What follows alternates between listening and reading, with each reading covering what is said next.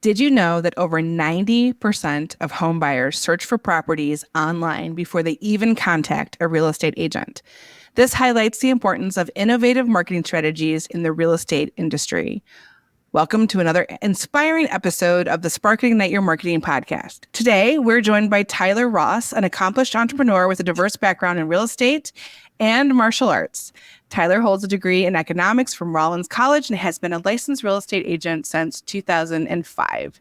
He founded Ross Real Estate in 2012, which now boasts 2 staff members and 19 agents, emphasizing small business and local community themes in its marketing.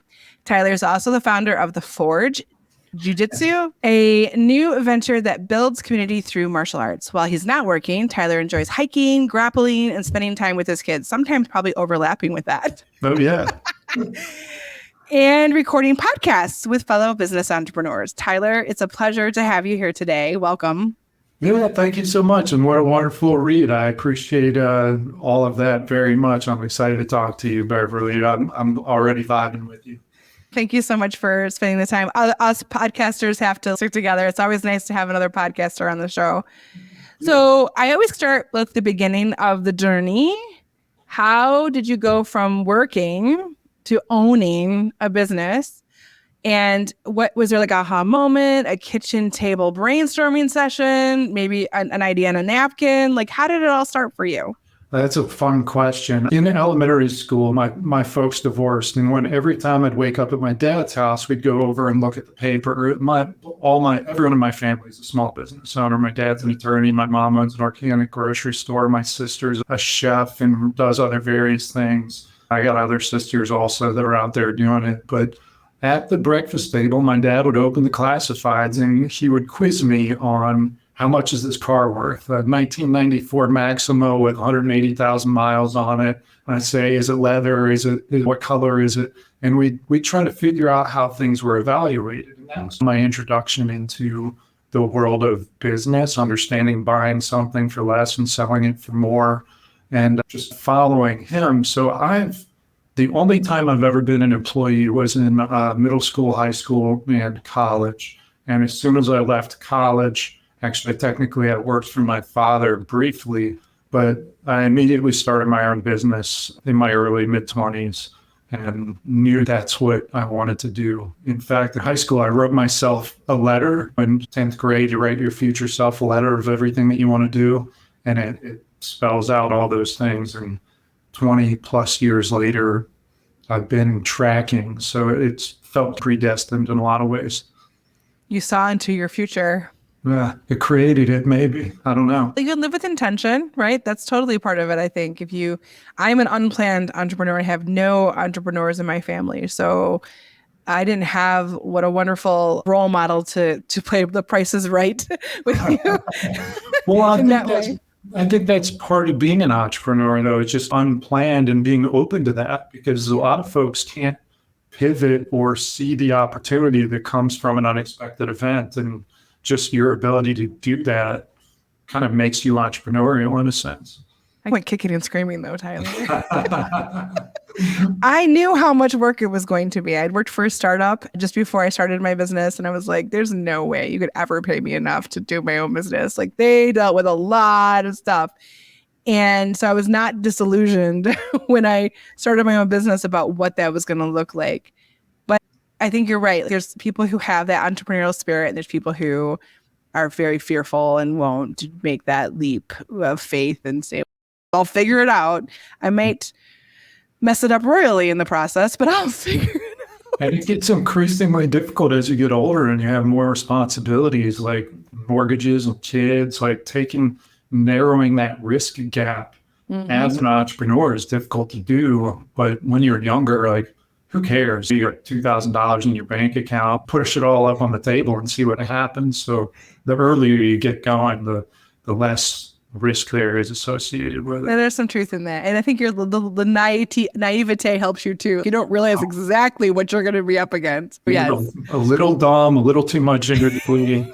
You can just go and plow forward, but you get those hard school knocks by getting pushed in the pool. And I don't think there's a better way to learn than Me too. screwing up over and over. And that's Yes. something I like about jiu-jitsu is the best way to learn is to get just smashed by somebody bigger and better or smaller and better than you. My son does taekwondo, so like when somebody who's smaller gets him, he really gets in his goat. Like he has grit, so he has no problem getting back on that mat and showing who's who. So there's something about that. You can't teach that. I feel like that is innate inside of you, and he certainly that's not. He might sniff a couple times before it happens, but he's going to go and do it. So yeah. I think you got to put yourself under pressure in order to grow. And that comes from business, martial arts, familially, like all that stuff requires pain. So even if you're a bodybuilder, you got to break your muscles down so they build back up. And I think that stretches across almost everything.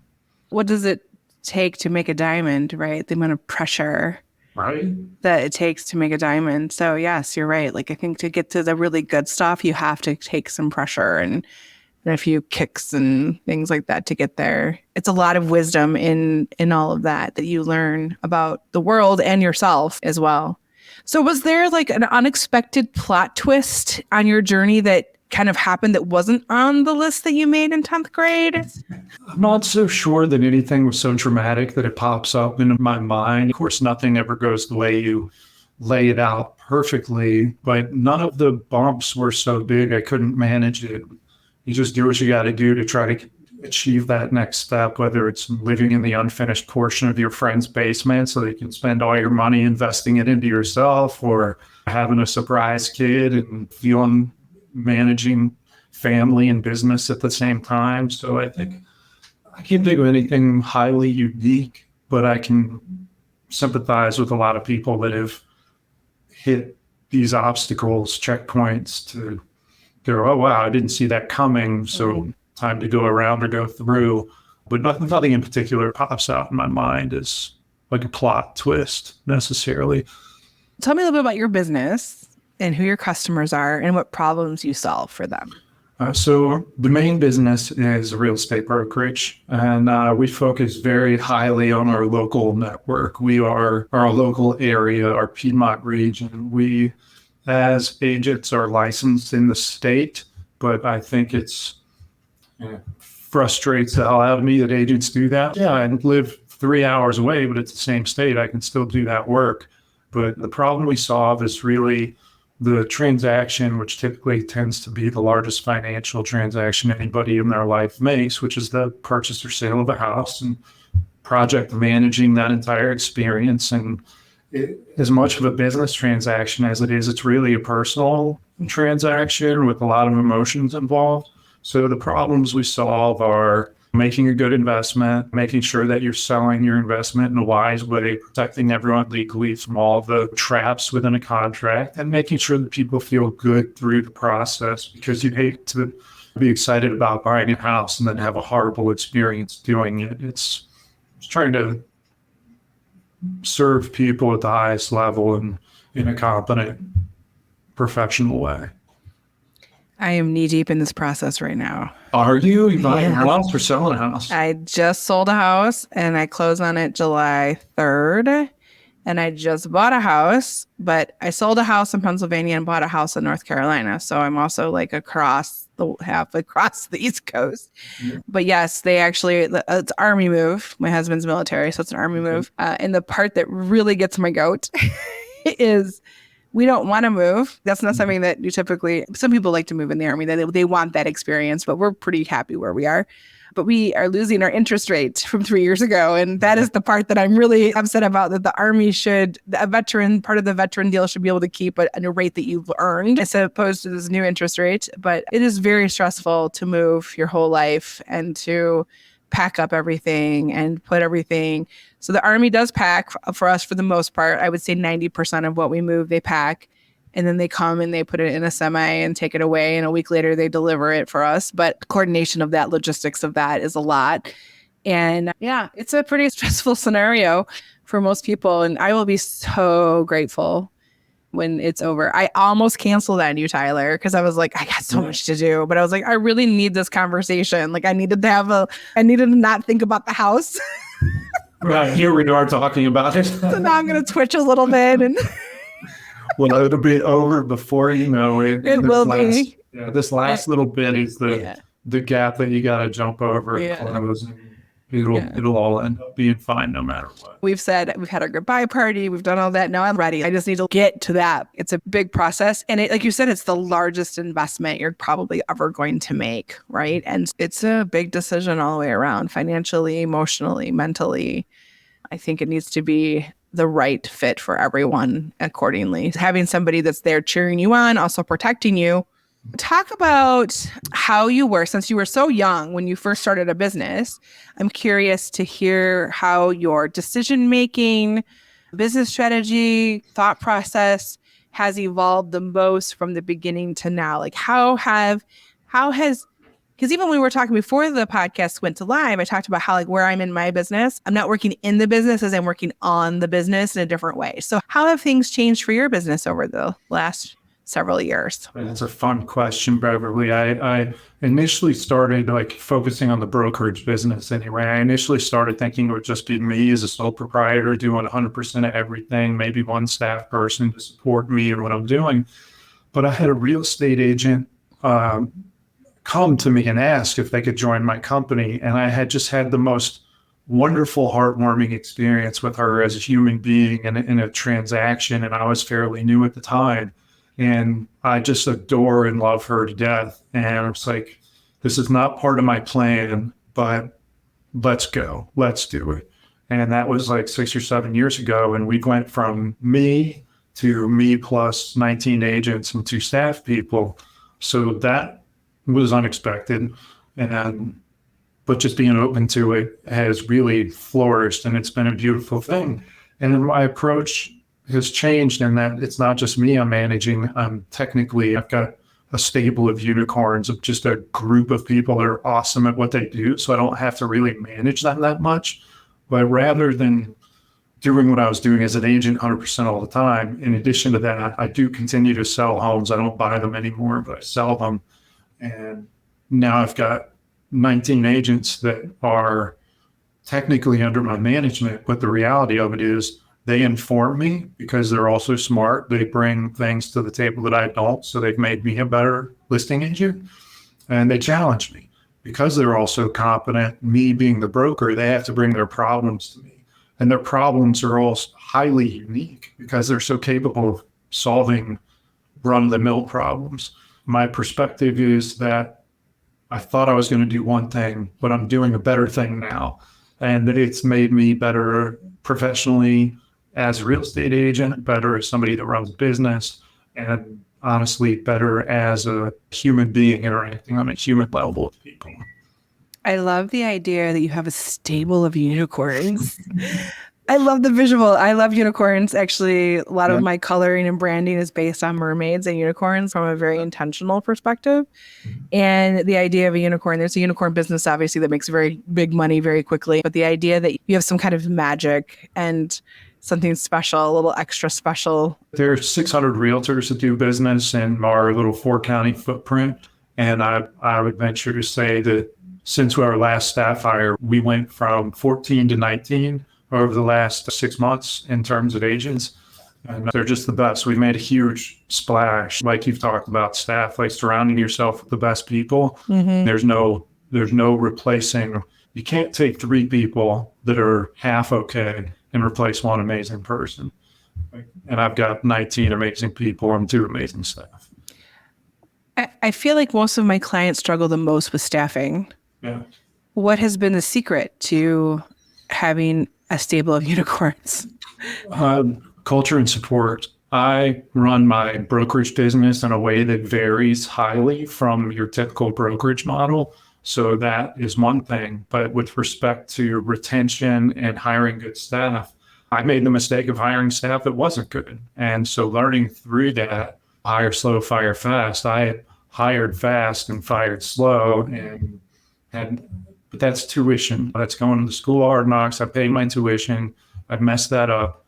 And then as soon as I found a good person, 2 good people now, I grab them and I treat them as well as I possibly can. I'm as flexible as I possibly can be. and stay open to the idea that they are individual human beings that, one, need to be part of a group of other human beings, but as individuals that have their own needs. So to the degree that I can meet every single need, not less so from a professional level, but more so from a personal level. Like, your family's in town, take the week off.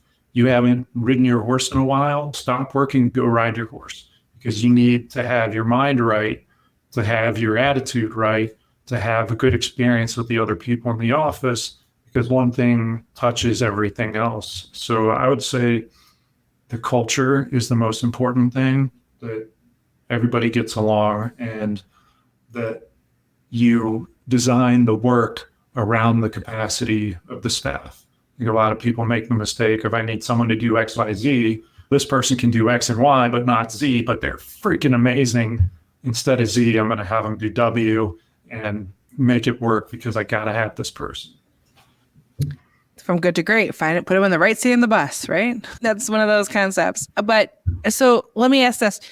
I feel like the same thing. And I actually have structured my marketing agency very much like a brokerage. Like, people who work for me are subcontractors, but they work under my umbrella because I wanted to give them the piece of the pie, because they work hard, they deserve that. And I want to build up their business too, because they're all have their own business essentially under you. So there's something very empowering about and teaching that and mentoring that and being a part of something like that. So it has definitely changed the way my team works, is just giving them some skin in the game and helping them grow and mentor. Today we had a team meeting and we talked all about their eulogy at the end of the day, like what they want their eulogy to say, and to work backwards from that.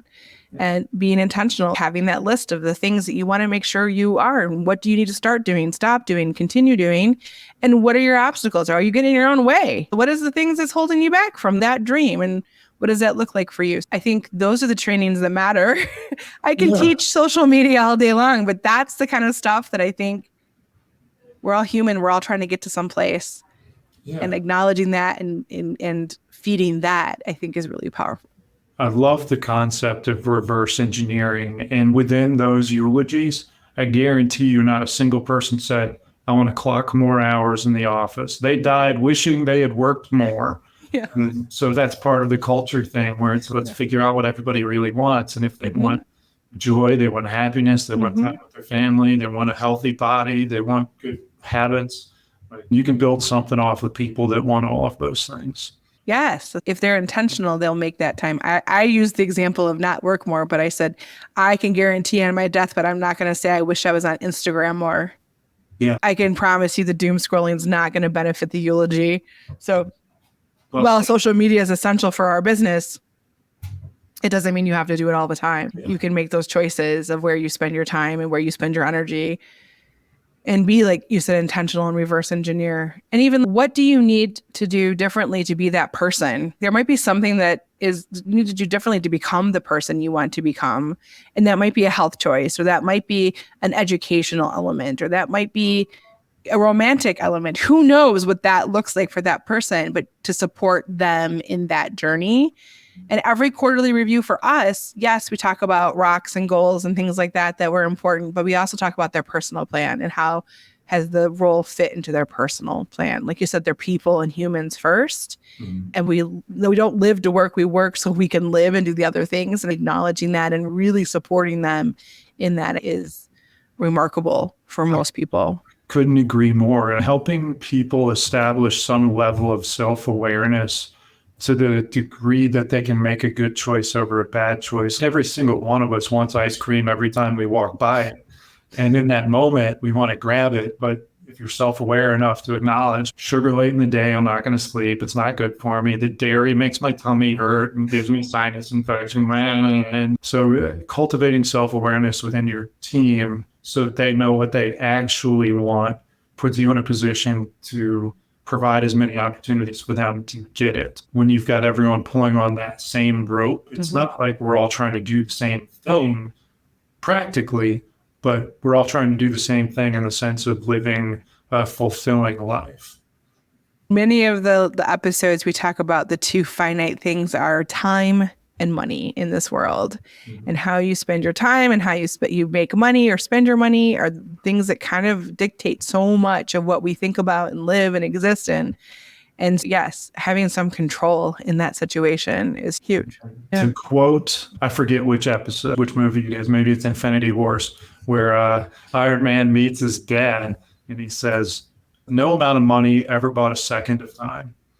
And having that sense of urgency with time is crucial. And money can buy a lot of things and it can rent happiness, but time spent wisely is a better way to go about it.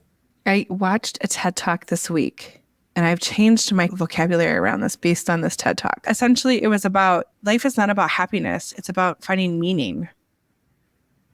And that if you're seeking happiness, you need to find meaning before you can find happiness. And I was like, yes, like you have to have something that's meaningful, whether it's a life of service or whatever the meaning is. That's what brings you the happiness. It's not the search for the happiness thing. So it was revelatory for me that now it's about finding meaning. I love that. To wrap on meaning, it's funny, I reread or re-listened to Man's Search for Meaning not long ago. That's a circumstance that I can't even think about trying to find a meaning in, but a more conventional meaning to me is said other ways is like picking up responsibilities. I think if you burden yourself with a high level of responsibilities, somewhere in there you'll find a glimmer of meaning, and then you can start digging at that little X and continue to find gold there. Yeah, so many good nuggets. I struggled for that, like finding happiness. When will I ever be happy? When is enough? Like, even for my business, when is it enough? Like, I have goals. Like, when do I think I'm actually successful? Like, I run a legit business now. I'm successful, but I don't take enough time to sit in that. I'm always looking at the next thing. So when I retire, what am I going to do? Because I'm always looking for the next thing. Like that, where do I find the fulfillment and meaning in all of that? Happiness isn't a perpetual state. Like you have to have the contrast to appreciate the happiness. And I think you hit the nail on the head with respect to like entrepreneurs, like moving the goalposts on themselves constantly and not being present, but thinking about that next thing all the time. And then you take a beat just for a minute and look back and go, look how far I've come. But it's hard to do when you're constantly looking forward and going. So that's entrepreneurs out there listening.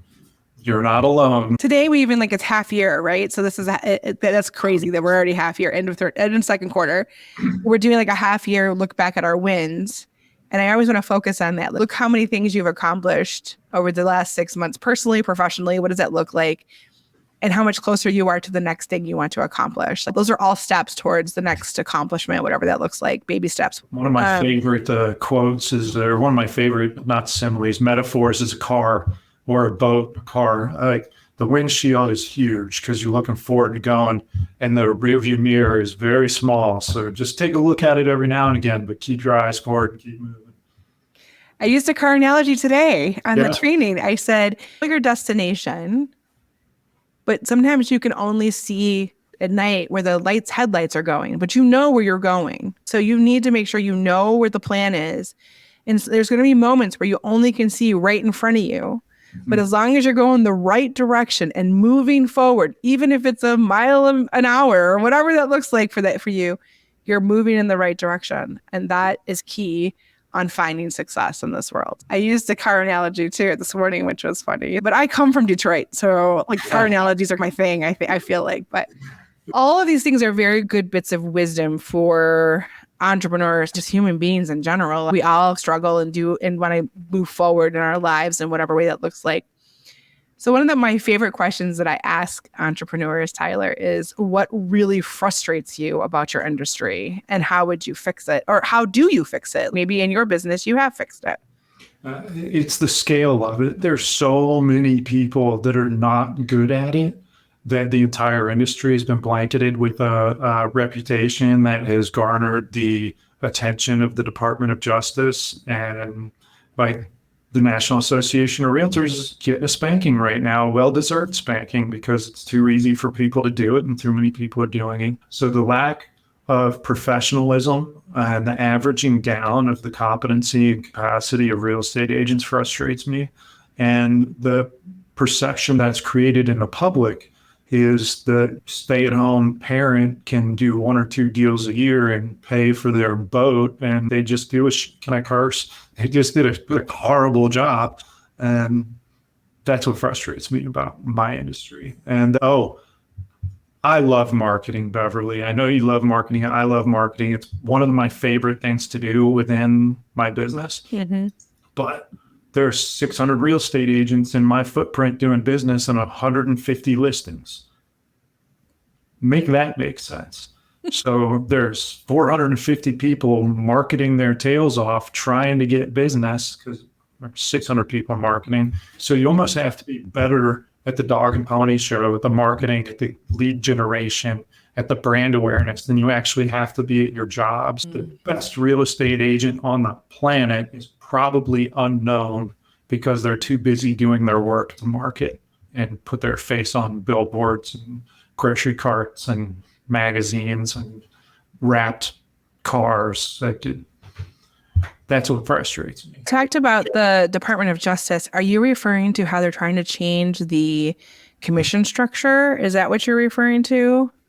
I don't know what they're ultimately attempting to do, but yes. Okay. Yeah, there's some incentives in place that I have an idea of what I think they're trying to do. I'm not sure why, but the practical difference as a result of these changes is that rather than showing a buyer's agent compensation through the multiple listing service, you can't do that anymore. I can tell you, I can put it on my website, that the multiple listing service does not share what the selling agent is offering the buyer's agent for in compensation, but that's really the only practical difference. Everything else is pretty much the same. That would be confusing to anyone that's been listening to the news. I've been listening. I thought it was just a matter of they didn't want, and again, like I'm not in the industry, so forgive my ignorance in this, but I thought they just essentially wanted to cut it like from 3% to like 1% or something. Like it was too much for doing that. And I think the reasons why I was thinking was because housing and pricing has gotten so expensive. They were just trying to find ways to pass it down to the end user versus, so I wasn't sure exactly what the motivation was behind it. The National Association of Realtors was accused of behaving in a cartel-like fashion with price fixing. The association never dictated what a real estate agent is to charge. The argument that a listing agent would do in a listing presentation is this is industry standard. That doesn't mean it's not negotiable. It's just realtors were heavy-handed in their negotiation tactics to say, I'm not doing it for less than this. So that's what the market said. But what they're trying to do now is prevent discount brokerages or agents that will discount their fee from whatever a quote unquote industry standard is from siphoning through listings to send to their buyers based on what their buyer's agent will get paid. If I'm representing you to buy a house in North Carolina and I put in the parameter of search fields, only listings that are offering 3%, I'm doing you a disservice. And AR's made it too easy to get a real estate license. The state's made it too easy to get a real estate license. Of course, you get a big enough group of enough people, you're going to find some jerks, whether it's pet owners or vegans or whatever, marketers. But those evil marketers. That frustrates me also. Okay, talk about a little bit about a scenario or a story or a testimonial that captures the essence of how you do business. I've got one favorite story that just happened 2 months ago with respect to marketing and the way that we run business. As real estate agents, we can buy leads. We can go to US HUD Home Store. We can go to Realtor.com, Zillow. We can buy the traffic that they get. And then my money in Virginia goes to some California-based company that gets nothing. And it doesn't really service any of my clients because we're not doing anything locally here. So my goal as the son of small business owners, as a small business myself, is to elevate other small businesses. I got a handful of stories I could share and local causes. So the thing that we did most recently was self-interested, but I leveraged other people to benefit other places. My daughter's a Girl Scout. I bought $250 worth of Girl Scout cookies from her, which ended up being like $50. That's whatever the math was. And I did a $40 Facebook ad. So I sent $40 to California. And To Meta. yeah, exactly. You're welcome, shareholders. Did a video that said, featured our local SPCA, the Where Sheltered Pets Go. And I said, watch this video, buy something from the Amazon wish list to benefit the SPCA, and you could win these 50 Girl Scout cookies. So I donated effectively $250 to a local Girl Scout troop. We raised $2,000 worth of goods for the local SPCA, and we got 10,000 views on the video in our local market. I love it. So we collaborated with the SPCA and our business to make it work. Another thing we did was we went around and bought $100 gift certificates from local businesses.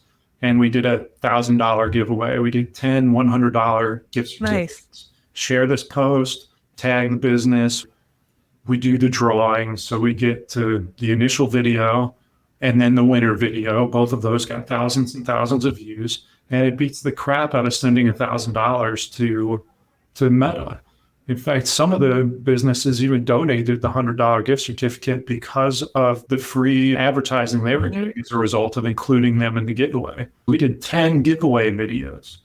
So that kind of business where you can support your own business and the people that work within it, you can support another local business or multiple businesses, and you are only advertising to the sphere within which you want to work, which is your local, in my case, my local community. So the things that can hold up everybody at the same time and stick it to the man in the same breath, I adore those approaches.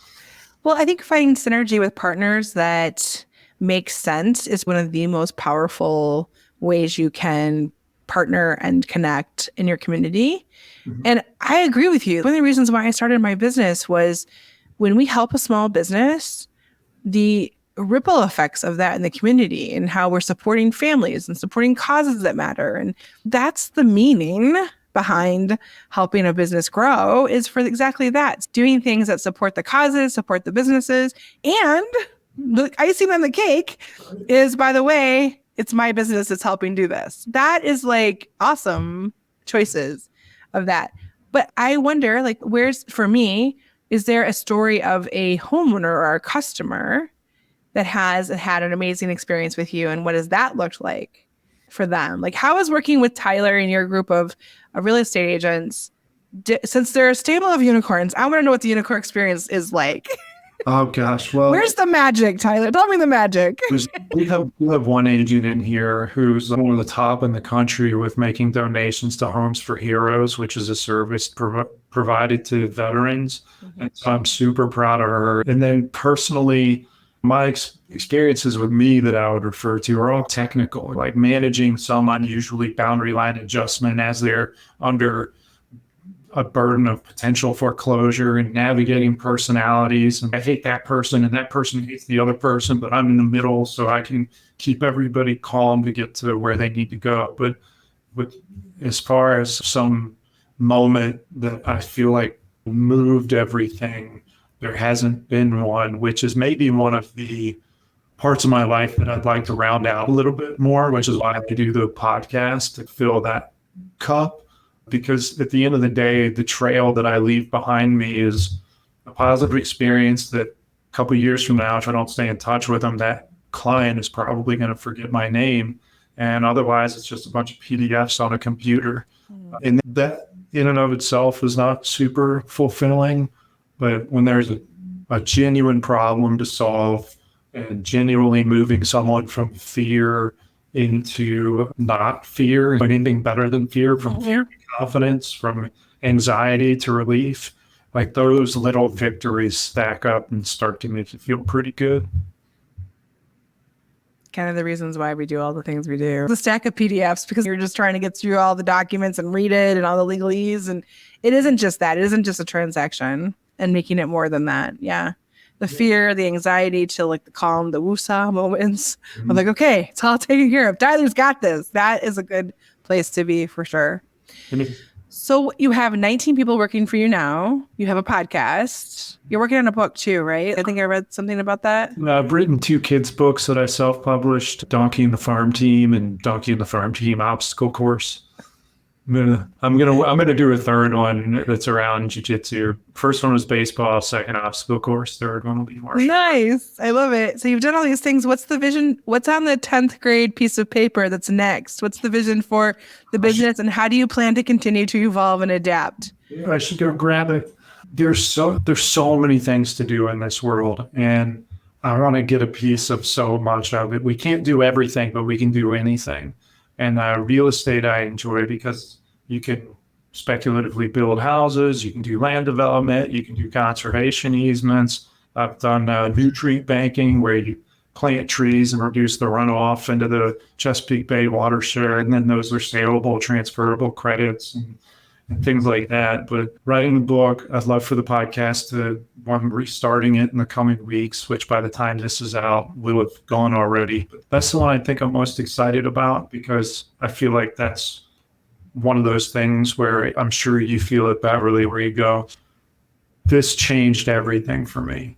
This one piece of advice that you extracted from the person you're interviewing or that one little nugget that you shared completely flipped my perspective and enhanced and allowed me on my own to enhance my life to some degree that otherwise wouldn't have happened.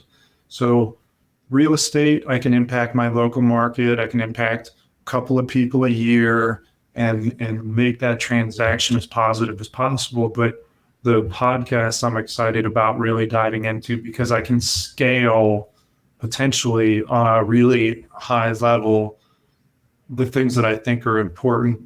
Podcast is interviewing entrepreneurs about being a dad, being a mom, being a parent who runs a company and balancing that life. And it's forced me to do that self-assessment of going, I'm not balancing my life very well. I need to spend more time with my kids, selfishly for me and for them. And if I can reach one person who decides that as a result of something that's said, spends more time with their kids and that kid's life changes for the better because they're loved that much more or feel it that much more, that will be one of the things I think about on my deathbed, not one of the houses that was sold or land that was developed or like the book, reading another book. I had the gal that illustrated my book she chose to give up twins for adoption when she was like 16 or 17 or something. And they're out in California now. She's in Virginia. And the book is about a donkey who is not very good at baseball. He's terrible at baseball. And everybody teases him about it. And then he finds this mentor that encourages him, shows him that if he practices and he works hard and that he can overcome all of these things and get better and be good at it even.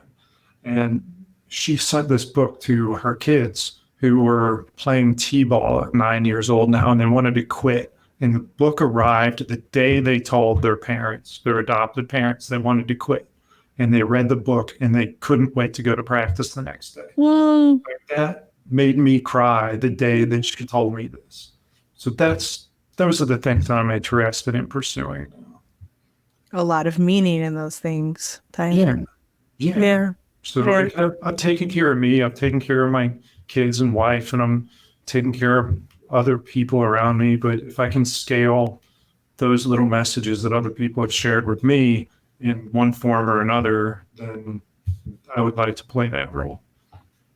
That's what I'm chasing. Sharing some of that, I feel like, is much more vulnerable and harder than a real estate transaction. Like, I feel it's much more complex, much richer, way better, way scarier, way all the ways.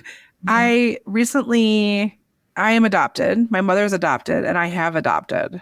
So adoption's huge in my family. And I recently did an interview on a podcast where I talked all about my adoption story. And there's a lot of weirdness about there's a lot of like coincidences. It's pretty epic, Tyler, the story. It was the first time I've actually said it out loud in such a way, like really say it. And I shared it this morning with my friend group and also on LinkedIn and said, this is a pretty vulnerable moment to share. But I feel like there's so many things to learn in this story. for myself, when I talk about it and share it, like the insights I give myself, my mother was taken by the government. I was chosen by my stepfather, and my son was given to me.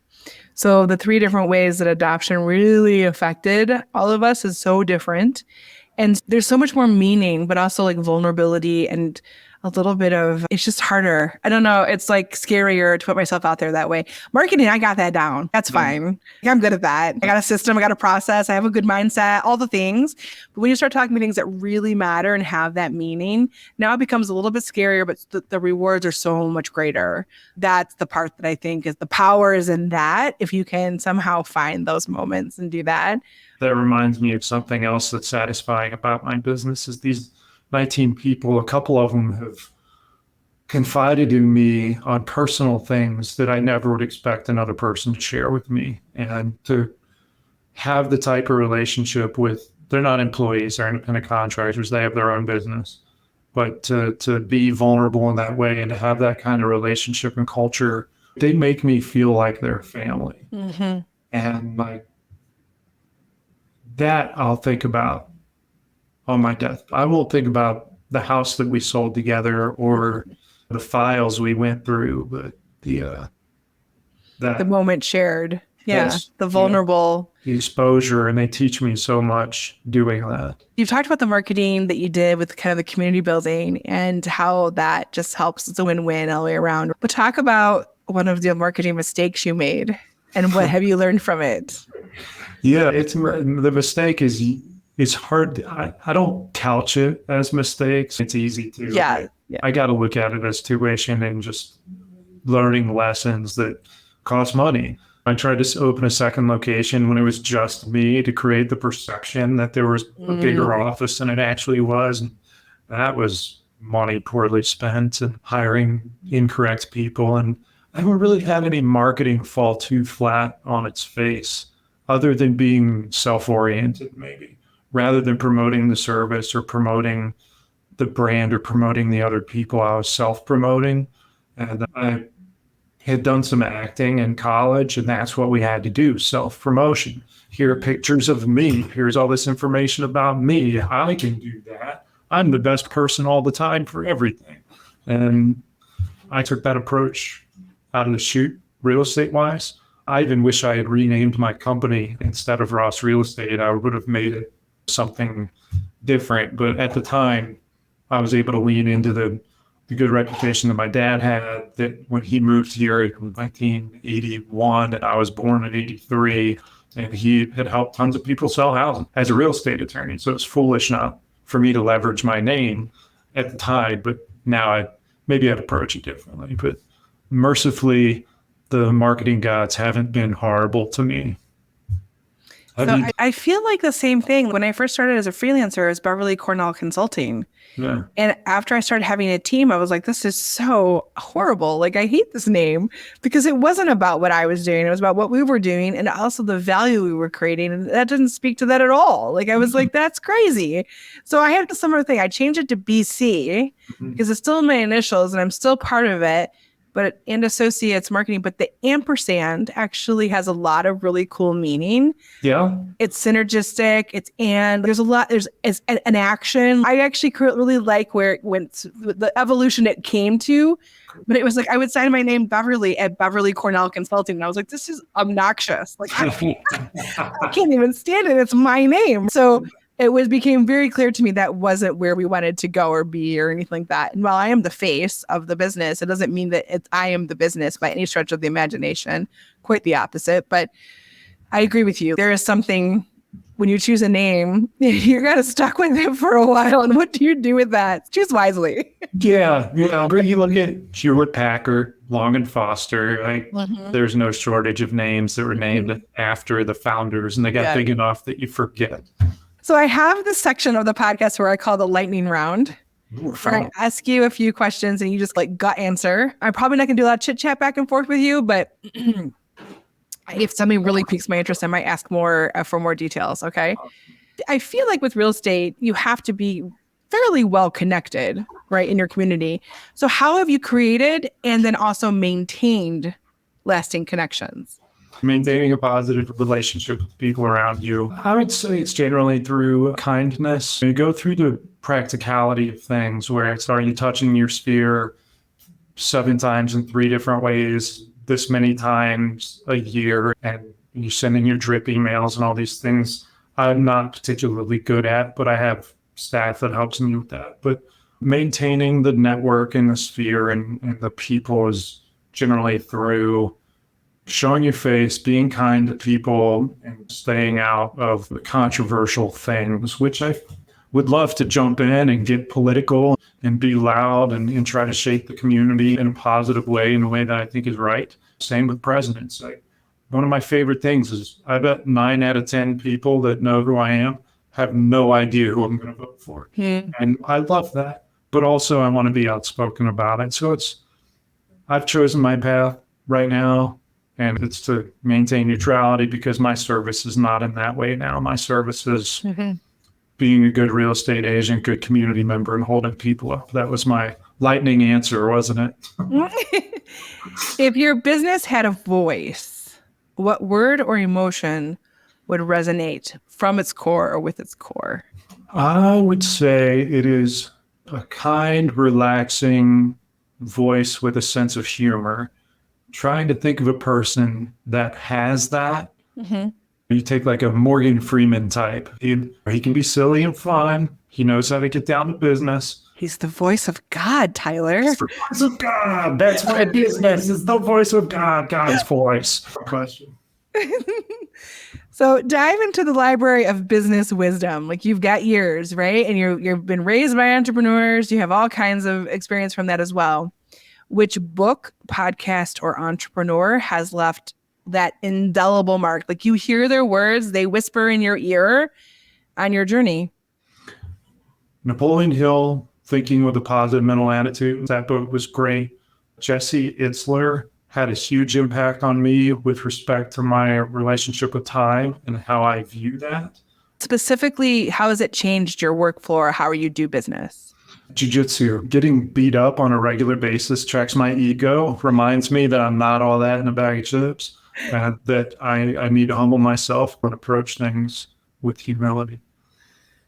And knowing that if I'm the other side of a negotiation with a real estate agent who's giving me a hard time, I can act calm, cool, and collected because I know I can kill them. There's the power in that. With great power comes great responsibility, Tyler. Absolutely. That's the truth. And try to embrace it. Yeah, that's what I told my son all the time because he's a strong kid, big kid. And I'm like, with power comes a great responsibility. He loves Spider-Man. So that really resonates with him. And he's, yeah, Mom, I know. It's the control that makes you more powerful. That's great. Yeah, but you don't know your own strength can be a bad thing and a good thing. How do you keep your entrepreneurial spirit alive? Because being an entrepreneur can be really lonely and isolating, like owning your own business. And sometimes like even our spouses don't understand what we do exactly. So how do you feed that and keep that fresh? Talking to people, I think other entrepreneurs, because you and I immediately connect on that level and can relate so much, having that group of people. There's not one person that checks every single box for your personal needs. So finding that network of close people that you can be vulnerable with and share your problems with in a professional context or around professional topics. That's how. It feeds my fire too. I love that. So being an entrepreneur is often my day I can have a plan, right, about how my day is going to go, but then the world has other plans. Life has other plans. How do you stay grounded and maintain your sense of purpose and even clarity amidst the chaos and uncertainty of the economy or your customers or your team or your family needs? I'm imagining jiu-jitsu probably helps you with that too, but is there other things that helps you? When I am exercising regularly, jiu-jitsu included, when I'm eating well, I can tell a difference in my own sense of motivation. I think taking care of my body through food, exercise, and sleep, and then mentally making sure that I have some sort of quality interaction with a friend or my kids or my wife, if I can set that foundation for the day, like everything else is easy because those are the hard things. The easy thing is being inspired to go do more work because it's I don't know, I guess they're easy and hard, but those are my baseline needs. If I eat well, exercise, and have a positive interaction with somebody I love, then I can stay inspired with work. I need sleep. Yeah. If I don't sleep. And indulge in curiosity. You get that moment where something pops in your head and like, hold that thought, I'm coming right back. I got to go Google this or write it down or Yeah, it's my notes app on my phone gets a lot of work for that exact reason. Yeah. Okay, here's another fun question. If your business prowled the animal kingdom, which creature would it embody and why? I would like to take 10 minutes to think about this and Google search different animals that resonate with me most. We have dogs and cats. I love both. I find cats so interesting because big cats, particularly because they can run in herds and they can work on their own, depending on the breed. They are capable of so much. They're so strong. They're nimble. They're just like sexy when they move. They just move with such grace, but they can be incredibly powerful, but also just sit in your lap and purr and be the most adorable thing ever. I find them to be incredibly versatile in what they're capable of. And I like to think of my company as being versatile inside the real estate industry and being a part of the community. I want nothing more than to hold a baby cheetah in my hands like this. But I think a leopard is probably one of my favorite animals. So in Richmond, in Virginia, there is a zoo that breeds cheetahs and they have a cheetah experience. I'm going right now. I have to leave 5 minutes. Okay, see you later. Bye. They're just the cutest freaking thing. They're my 18-year-old's favorite animals. So I know a lot about cheetahs. We could talk cheetah for a while. Yes, the things you learn as a parent because your child has an interest. I might go this weekend. Like seriously, that's your bucket list. Check a box for me. Thank you for that resource. Yes. It's all been worth it. The Richmond Zoo. That's the nugget. Wow, that's the best thing I've taken from this. Thank you. So one of the coolest stories that they have is there is a cheetah there that was born without a mom and siblings, saved somehow on its own, and they don't really function well on their own. They need a herd. They're not as singular as maybe some other cats might be. But they paired it with a puppy from the SPCA or whatever, and they've grown up together. And I swear the cheetah thinks it's a dog and the dog thinks it's cheetah. And I have an enclosure together, and the dog will sit in the tree and the cat will sit in the doghouse. They're one of the top breeding cheetah programs in the country, from what I understand. So lots of opportunity there possibly for you. Love that. It's a small little zoo, but it's a very cool zoo. You can feed the giraffes. I used to live right there. We would go there. We had membership there. It's a very cool zoo. So my son, like I said, cheetah fan. So it was like cheetah experience. Yeah. So did you get to hold and touch cheetahs? We never did it. It was pretty pricey at the time. And he was a little bit younger and I didn't think it was appropriate at the time. I was like, I don't know. And now that he's 18, I would do it with him for sure. Like, I feel like he's an adult enough to be able to handle the experience. But yeah, very cool. Again, don't quote me on this, but I feel like there's an experience there that you can pay for that's specifically, I don't know if you hold it, but it's specifically with the cheetah program. Yeah, cool. Okay. I'm Googling that as soon as we're done. So the next part of the podcast really goes into a reflective and also very actionable part of entrepreneurship. If you were to look back on the journey you've had so far, what pivotal piece of advice do you wish you had received earlier? I know you call it tuition and some of that, like when you learn from your mistakes, but what is something you could have learned earlier that would have saved you valuable time, resources, or headaches that would have been really nice to know before you started out or earlier in your career? Just go do it. Like you can analyze yourself to paralysis and you talk to 100 people, you get 100 different opinions. Half of them will think it's a great idea. Half of them will think it's a bad idea. Listen to your intuition, cultivate your intuition, cultivate your sense of self-awareness. If you want to do it, go do the dang thing. Nike had it right. Yeah. Just do it. Yeah. What practical, very usable, very tangible piece of advice would you offer to a small business entrepreneur or even like somebody who's just starting out to jumpstart their journey and really to help them seize their unique opportunity, what would you tell them to do? I think get buy-in through collaboration. Go where people are, share the thing that you're doing, and see how you can help them do the thing that they're doing. Go to your favorite coffee shop that just opened up and shoot an Instagram video that goes, hey, I'm starting this. Going to different places is really powerful to me because I'm about to move into a new market and I need to figure out my space there, how I fit there. And I'm extremely camera shy, but I do a lot of camera work. And I'm a little bit of an introvert, especially I'm an only child and I like my own company. I'm really okay with being by myself, but that would get me out of the house and make me do some things that might be a little bit out of my comfort zone, which is great. I love that the go concept of just go and do it, but also fun, like just meeting people, being out there doing that, kind of fun. I like the idea. It resonates with me. So maybe there's my golden nugget, Tyler. That's mine. It's back to the pressure thing. You talk about pressure making diamonds. Pressure is just another word for being uncomfortable.